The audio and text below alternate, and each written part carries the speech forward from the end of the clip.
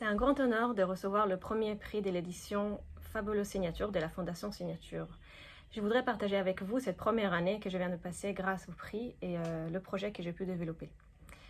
Le projet a démarré avec une photo trouvée dans l'archive de mon père. Une photo argentique que j'ai découverte. J'ai appris qu'en 1983, il a été soldat et il a été envoyé au Liban.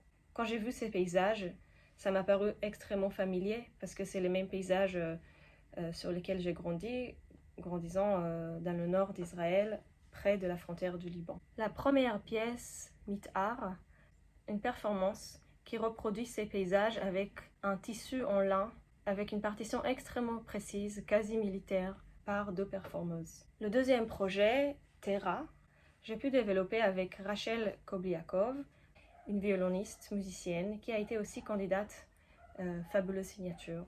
Nous avons travaillé sur une traversée qui reprend l'idée de la ligne, l'idée de la frontière, la séparation. Mais cette traversée se fait sur la terre crue et la terre, les fragments de terre se cassent au fur et à mesure. Nous avons travaillé aussi sur une composition musicale qui reprend les airs de là-bas, des inspirations locales, que Rachel reproduit en marchant sur cette ligne qui sépare et qui disparaît au fur et à mesure.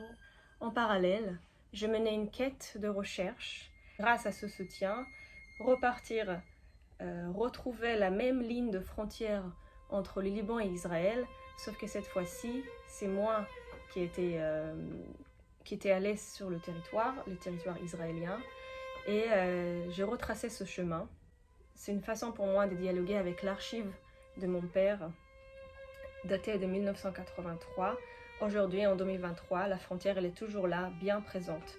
Et j'ai essayé, avec le même boîtier argentique de l'époque, de faire des clichés qui répondent aux photos de mon père. Maintenant, c'est le fruit d'une exposition personnelle qui va transcrire ce dialogue entre les images d'archives, entre les images d'aujourd'hui, entre une histoire générationnelle, entre réflexion sur le territoire dans lequel on vit et comment on dessine notre propre espace, comment on appréhende les espaces des autres.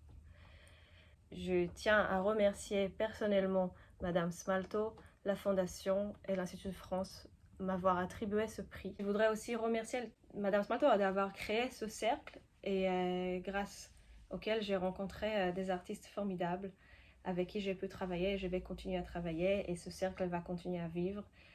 Et je tiens à remercier la Fondation, le travail de la Fondation Signature et l'Institut de France.